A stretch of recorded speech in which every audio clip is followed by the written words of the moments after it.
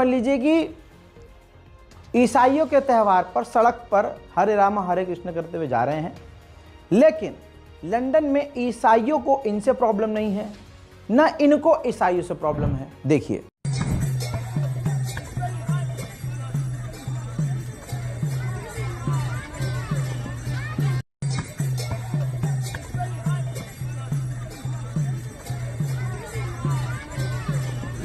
ये देख लिया, ये तबका है। मतलब ये जब विदेश में किसी दूसरे देश में जाकर रहते हैं तो उस देश के बहुसंख्यकों को हिंदुओं से कोई प्रॉब्लम नहीं है, लेकिन वही ईसाई जब भारत में रह रहे होते हैं तो इनको उनके हर प्रोग्राम से प्रॉब्लम होती है। साल में एक प्रोग्राम होता है इनका, एक त्यौहार है इनका, वो है क्रिसमस, उस पर भी इनकी जो है सुलग जाती है। एक वीडियो आपने वो देखा, और लखनऊ का ये वीडियो आप देखिए जिसमें ईसाइयों के त्यौहार में ये घुसते हैं, जाकर शोर शराबा मचाते हैं, अपने धर्म के नारे लगाते हैं।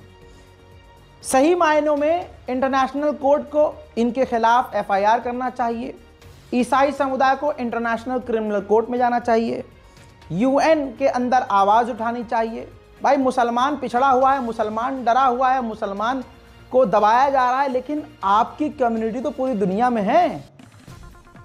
आप सीधा पॉप फ्रांसिस को आप लिखिए, सवाल खड़े करिए, उनको आप ईमेल कीजिए। आपकी कम्युनिटी तो देश में तो आप भारत में छोटी है, लेकिन दुनिया की सबसे बड़ी कम्युनिटी है आपकी। आप अमेरिका को लेटर लिखिए, आप अमेरिकी सरकारी एजेंसियों को चिट्ठी लिखिए, आप मेल कीजिए सोशल मीडिया पर।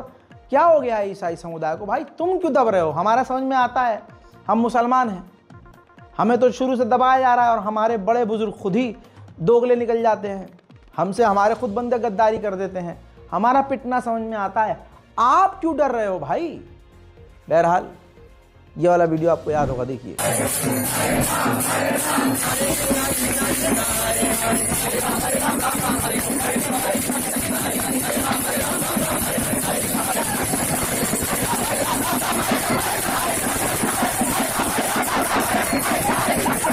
कायदे से इनके चेहरे को पहचान कर इन पर सरकार को कार्रवाई करनी चाहिए, प्रशासन को कार्रवाई करनी चाहिए। लेकिन सवाल यह है कि शासन प्रशासन खुद थोड़ी ना, वो अब उनका बस चले वो कुछ काम ना करें, जो दिया हुआ काम होता है वो नहीं करते हैं। इतने सारे केस पेंडिंग है, वो दिया हुआ वो काम नहीं करते हैं, तो आप बिना एफआईआर के उम्मीद करोगे ये कुछ करेंगे? ईसाई ऑर्गेनाइजेशन को सामने आना चाहिए, वीडियो को खासकर इंस्टाग्राम, ट्विटर और जहां जहां ईसाई समुदाय का मजाक उड़ाकर यसूदी बल्ले बल्ले, ये बहुत ट्रेंड हो रहा था ना, जो भी इस तरह से ईसाई समुदाय का मजाक उड़ा रहा है, वीडियो लेकर उनके चेहरे को पहचान कर, उनकी आईडी से, उनके आईपी एड्रेस से उनके एड्रेस को निकालकर एफआईआर करके उनको गिरफ्तार करवाना चाहिए, ताकि कोई भी किसी भी धर्म का मजाक ना उड़ा सके। भाजपा से दोगला कोई दुनिया में नहीं है। गिरगिट भी भाजपा से शर्माता है। भारत के पूर्व प्रधानमंत्री डॉक्टर मनमोहन सिंह का निधन हुआ। इस खबर को मैं अलग से कुछ एक्सप्लेन नहीं करूंगा, क्योंकि ये खबर पूरे इंटरनेशनल मीडिया में छाई हुई थी। लेकिन उसके बाद आपने वो भी तस्वीर देखी होंगी कि मोदी, योगी, अमित शाह सब श्रद्धांजलि दे रहे हैं उसी मनमोहन सिंह को, जिसका ये कल तक मजाक उड़ाया करते थे, जो हमेशा से उस व्यक्ति के खिलाफ थे। अब मनमोहन सिंह की क्वालिटी और कसीदे में यहाँ क्या पढ़ूँ, पूरी रात गुजर जाएगी, पूरा दिन गुजर जाएगा। उनके जो पॉइंट्स थे उन्होंने देश किया है वो मैं एक्सप्लेन नहीं कर पाऊंगा। 1991 में आर्थिक मंदी से निकाला था। मोदी अगर तब होते तो आज देश मिट चुका होता। 15 दिन के अंदर भारत बर्बाद हो जाता। 15 दिन का ही साजो सामान देश के पास खरीदने का पैसा था। 15 दिन के बाद भारत को गिरवी रखना पड़ता, देश को ही गिरवी रखना पड़ता आईएमएफ के बाद। और जो आज पाकिस्तान के साथ आईएमएफ कर रहा है, आज भारत के साथ आईएमएफ कर रहा होता। लेकिन उस वक्त जो नेता राजनेता थे, उन्होंने जब देखा कि देश बर्बाद होने वाला है तो उन्होंने सब कुछ मनमोहन सिंह के हाथ पे दे दिया। भाई अब तुम ही संभालो, डूबती नैया तुम संभालो। प्रधानमंत्री, पूर्व प्रधानमंत्री, उन्होंने देश का बहुत बहुत भला किया है। उन्होंने देश संभाला, देश की कमान संभाली और देश को आर्थिक मंदी से निकाल लिया। और ये मोदी, ये तो आर्थिक मंदी में अगला लेके जा रहा है। एक ही बंदे का, अदानी अंबानी का फ़ायदा हो रहा है, बताइए, जीएसटी लगा लगा के हमको पेल दिया भाई साहब। दिन में तारे, मतलब कुछ खरीदो तो उस पर जीएसटी, कुछ बेचो तो उस पर टैक्स। अरे भाई जॉब करो तो आपकी तनख्वाह पे टैक्स, घर बैठे रहो, अम्मा अब्बा के पैसे पे कुछ खरीदने जाओ तो जो खरीद रहे हो उस पर टैक्स, गाड़ी ली तो उस पर टैक्स, गाड़ी बेची तो उस पर टैक्स, ट्रेन से चल रहे हो तो उस पर टैक्स, बस से जा रहे हो तो उस पर टैक्स, सांस लेने पर भी टैक्स निर्मला ताई लगाएगी, इंतजार करो। वो तो भाई साहब पॉपकॉर्न पे भी लगा दिया कि ये वाला फ्लेवर है तो ये वाला जीएसटी लगेगा, ये वाला टैक्स लगेगा, और ये वाला है तो ये वाला लगेगा। ऐसे ही निर्मला ताई कहेगी एक दिन के नहीं, आप मेट्रो के एनवायरनमेंट में जाता है तो वो एनवायरनमेंट एंटरटेनमेंट वाला है, तो एंटरटेनमेंट ऑक्सीजन वाला आपको 18% टैक्स देना पड़ेगा। ऐसे ही आप जब शौचालय में जाएगा तो वहाँ टट्टी पेशाब का बदबू होता है तो वो आपको 2% जो है टैक्स लगेगा, कम लगेगा। आप जब घर के अंदर होएगा तो कोई टैक्स नहीं है, घर के बाहर निकलेगा सड़क पर तो वो सरकारी जगह है, खुला आसमान सरकारी है, तो उसमें आपको 13% टैक्स लगेगा। हज़रात मोहतरम, ये देश का हाल इस मोदी सरकार ने किया है, और मैं क्या ही ज़्यादा बोलूं, बटन तो आप लोगों ने ही दबाया है, हिंदुओं ने ही दबाया है, और आज हिंदू भी बेरोज़गार पड़ा है। लेकिन ये हिंदुओं को सिर्फ जो है नफ़रत परोसी जा रही है और हिंदू उसी में खुश है। अब जब कह रहा था गिरगिट वाली बात, बैक टू द पॉइंट, अब गांधी के सामने ये हमारा प्रधानमंत्री पूरी दुनिया में जाता है, झुकता है उसकी मूर्ति आगे, गांधी जी, और अंदर से इनको गांधी की हर बात से प्रॉब्लम है। गांधी जी का एक फेवरेट भजन था, रघुपति राघव राजा राम, मुन्ना भाई MBBS में तो सुना ही होगा आपने। बहरहाल, पटना में बीजेपी की एक कार्यकर्ता गांधी जी का वो भजन गाती है, आसपास के बीजेपी नेताओं की इतनी सुलग जाती है, इतनी आत्मा उनकी आहत हो जाती है कि रघुपति राघव जिसमें राम का नाम है, उस भजन को रोकती है, उस कार्यकर्ता को रोकती है, उसे जलील सा करती है, उस बेचारी को माफ़ी भी मांगनी पड़ती है। ये पूरी जो कहानी है, इस कहानी को एक वीडियो के अंदर देखिए और समझिए कि इस भाजपा को गांधी से कितनी प्रॉब्लम है। इनका बस चले तो मोदी, योगी और अमित शाह का फोटो नोट पर छाप दे। रघुपति राघव राजा राम, पतित पावन सीताराम। सॉरी, हाँ, अगर आप हर्ट हुए हैं उसके लिए मैं सॉरी कहना चाहती हूँ। जय श्री राम, जय श्री राम, जय श्री राम। दूसरी तरफ जरा आप इस बात पर गौर कीजिए कि सरकार, शासन, प्रशासन सिर्फ गरीब और मिडिल क्लास को ही परेशान करती है। अमीरों का तो एक बाल भी नहीं उखाड़ सकती, अमीरों को तो ये और अमीर करती है। यूपी के झांसी में प्रशासन के नगर निगम के बिल्डोजर ने गरीब जो फुटपाथ पर सब्जियां बेच रहे थे, बिना उनसे कुछ कहे उनकी सब्जियों पर बिल्डोजर चला दिया। अल्लाह इन्हें गारत करे जो गरीबों पर जुल्म कर रहा है। देखिए, याद रखिएगा, बड़े बड़े अफसर मेरी इस वीडियो को देख रहे हैं, मुझे पता है, अधिकारी से लेकर न्यायपालिका के बड़े बड़े जजों तक भी हमारा वीडियो जाता है, इस बात का मुझे पूरा अपडेट है।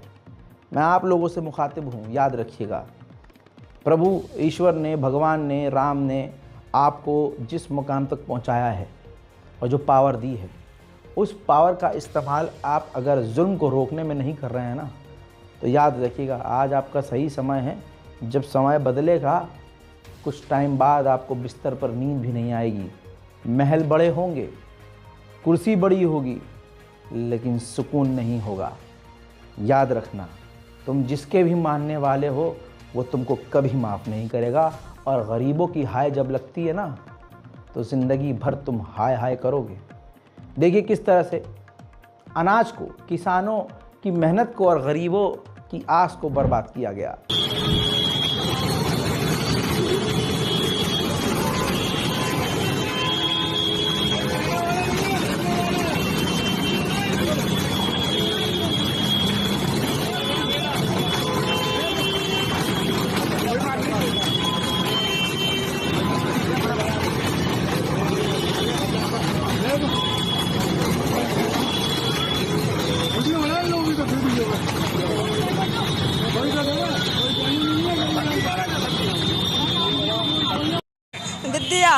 सब्जी फैला रहे सब भर रहे थे, डंडा ले लेके मार गिर रहे थे, मुंह में टंगा थे हम सूपा में, वो सूपा में भर रहा सब्जी भाई सब भर रहा है, वो सूपा लगा रहा मैं रोड़े में लग गई, सब पैसा चले गए हमारे वहाँ में, सब्जी को चल रही सब्जी मशीन चला रही, जीसीबी चला रही, जीपी नंगा वाले, हाँ पूरी सब्जी यहाँ खोले मंदिर पुल के पीछे हम रोड पे नहीं बैठे भाई, हटा रहा तो हट गए थे हम, मना नहीं किया, हम भरा ही रहे थे, वो सूपा लगा दिया, हम सूपा में टंगाए थे, बच गए जाओ गाँव में, वो मशीन का सूपा लगा रहे थे, मशीन से टंग गए थे, हम कह रहा भर रहा भाई सब भर रहा है, पैसा भी चलेगा, माता करके बांट सब चलेगा।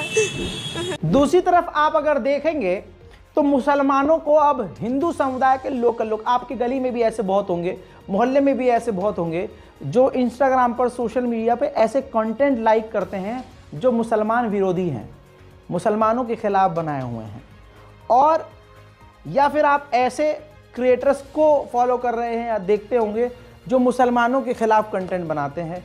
और हकीकत यह है कि आज हिंदू समाज इतना ज़्यादा नफ़रत की गंध में डूब चुका है कि नफ़रत यूं ही ख़रीद लेता है।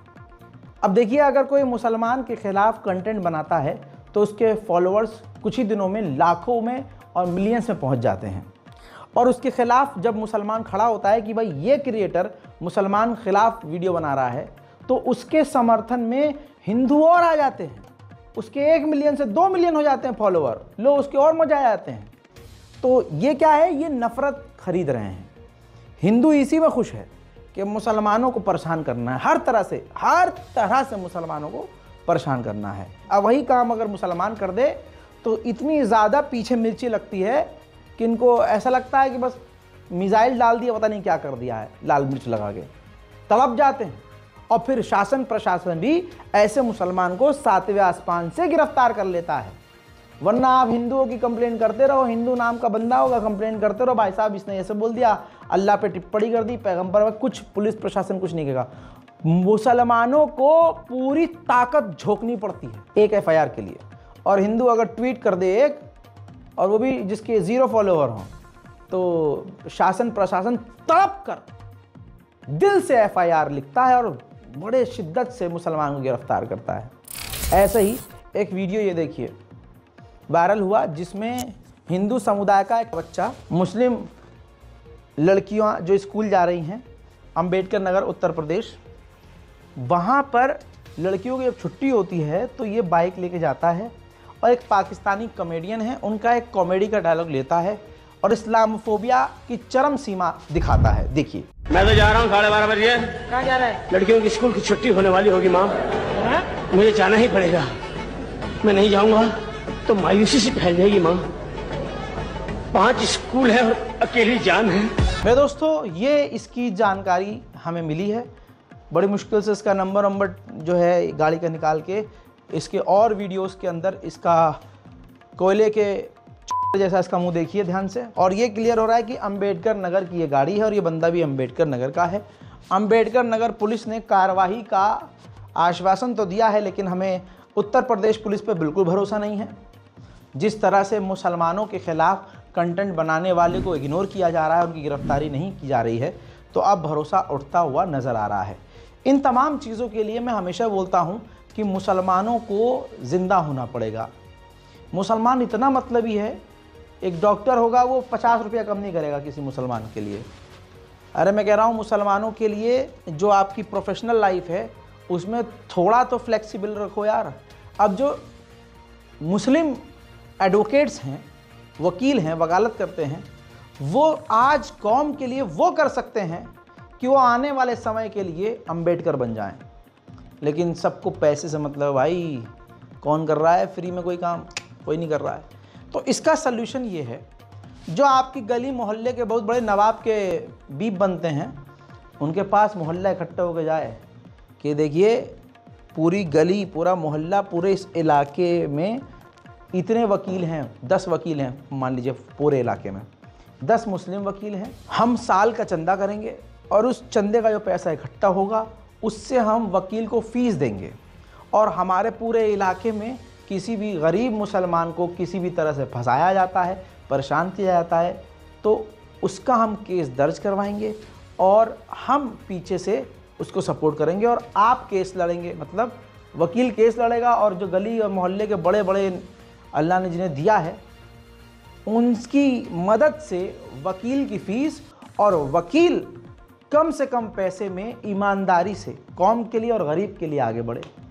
सोशल मीडिया पर देखिए और एक और ऑप्शन दे रहा हूँ, स्टेट वाइज मुसलमानों को, स्टेट वाइज, ऐसे इसमें कांग्रेस बीजेपी MIM की बात नहीं कर रहा हूँ, स्टेट वाइज मुसलमानों को अपनी यूनिटी के साथ युवाओं को, नौजवानों को ग्रुप बनाना चाहिए। जैसे मान लीजिए आप मुंबई के लोनावला में रहते हैं तो लोनावला के मुसलमान अपना एक ग्रुप बनाएं, उस ऑर्गेनाइजेशन को बनाएं, ग्रुप बनाएं और वो ये देखें कि हमारे इलाके का कोई सोशल मीडिया पर या हमारे इलाके से, या अगर कोई सोशल मीडिया पर आपत्तिजनक चीज़ें वायरल हुई हैं इलाके में, कोई उन लोनावला में अगर कोई मान लीजिए मुसलमानों के ख़िलाफ़ नारेबाजी हुई है, इस तरह की चीज़ हुई है और किसी मुसलमान को परेशान किया जा रहा है, तो तुरंत आप अपने उस ग्रुप के साथ सोशल मीडिया पर विरोध कीजिए।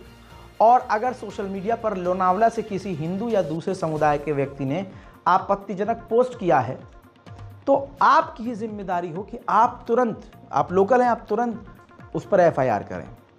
ये स्टेट वाइज, जैसे दिल्ली में भी इलाके बांट लीजिए आप, ओखला के लोग अलग, जाफराबाद के लोग अलग, दिलशाद गार्डन के ग्रुप अलग।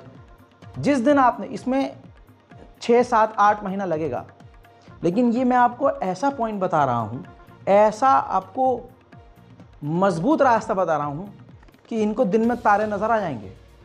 आप पीछे पड़ जाओ, कोई हिंदू समुदाय का या गैर मुस्लिम समुदाय का हमारे दीन इस्लाम पैगंबर पर टिप्पणी कर रहा है, मजाक उड़ा रहा है, फेक अकाउंट से भी, तो हमारी इंटेलिजेंस और हमारी पुलिस में इतनी ताकत है कि आप अगर पीछे पड़ जाओगे FIR करके, उन्हें काम करना पड़ेगा।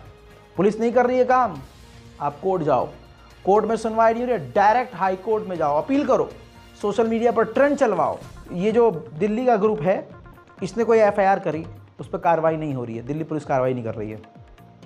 तुरंत ये दिल्ली वाला जो ग्रुप है मुसलमानों का, ये तुरंत जो है मुंबई के ग्रुप से भी कांटेक्ट करे, हैदराबाद के भी ग्रुप से, अपने जो ग्रुप बने हुए हैं, कि भाई अब सोशल मीडिया पर बोलो। तमाम जगह से आवाज़ उठेगी और कहीं ना कहीं शासन प्रशासन कोर्ट को आपकी बात को समझना होगा और कार्रवाई करनी होगी। आप जब पीछे पड़ जाओगे किसी से ना, बिल्कुल दिमाग सनकी हो जाओ बिल्कुल कि भाई ये बोला कैसे इसने, हमें कानूनी कार्रवाई चाहिए। ईमान वहाँ दिखाओ ना, देशभक्ति वहाँ दिखाओ ना। कोई भी मुल्क के ख़िलाफ़, धर्म के ख़िलाफ़, हमारे ईमान के ख़िलाफ़, अल्लाह के ख़िलाफ़, पैगंबर के ख़िलाफ़ कुछ भी बोलता है, इग्नोर मत करो, बिल्कुल कि ये भड़काने की कार्रवाई, भाई मत भड़को। भड़कना सिर्फ यहाँ तक है कि हमें कानूनी कार्रवाई करनी है, सोशल मीडिया पर लिखना है, वो भी गलत नहीं। वो हमारे दीन को गाली बकेंगे, हमें पलट के गाली नहीं बकनी है, हमें पलट के कार्रवाई के लिए बोलना है। अगर ये ग्रुप बना लिया आपने और कौम के, जैसे पूरा मोहल्ले में, मुझे पता है लोग इस चीज़ में इंटरेस्ट नहीं लेते हैं, लेकिन मान लीजिए एक मोहल्ले में 500 मुसलमान हैं, 500 में से सिर्फ अगर 5 मुसलमान भी जिनका ईमान पक्का हो, दीन और दुनिया की नॉलेज उनके पास हो, युवा हो, यानी वो जैसे भी हों, कुछ भी हों। अब आप कहेंगे भाई नमाजी नहीं है, नमाजी हो अच्छी बात है, लेकिन नमाजियों के लिए, अल्लाह के लिए, इस्लाम के लिए उसके दिल में जगह है, वो मुसलमान है, ला इलाहा इल्लल्लाह पढ़ने वाला है, तो बेशक वो कोई भी हो। जहन्नम में तो भाई गैर मुस्लिम में जाएंगे, तो बस इंसानियत हो और जिगर वाला हो। ऐसे 5 मुसलमान भी अगर अपने अपने इलाके में ग्रुप बनाकर एक्टिव हो जाएं, संगठन बनाकर एक्टिव हो जाएं,